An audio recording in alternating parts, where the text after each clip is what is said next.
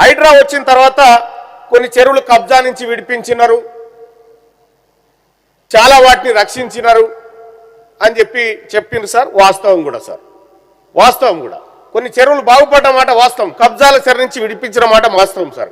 కానీ హైడ్రా మీద హైకోర్టులో 700 కేసులు ఉన్నాయి సార్. ఇప్పుడు హైడ్రా కమిషనర్ గారి మీద హైకోర్టు కంటెంప్ట్ కేసులు 31 ఉన్నాయి సార్ ఈ రోజుకి.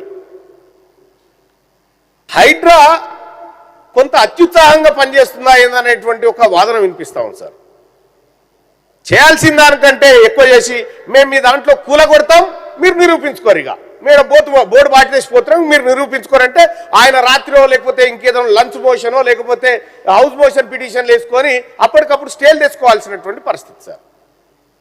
అంటే ఈ విచ్చలవిడితనం కూడా హైడ్రాకు మంచిది కాదు సార్. మంచి ఏంది చెడేంది అనేది చూసుకోవాలి. హైడ్రా అవసరం సార్, మేము కాదంటలేము, రక్షణ అనేది అవసరం సార్.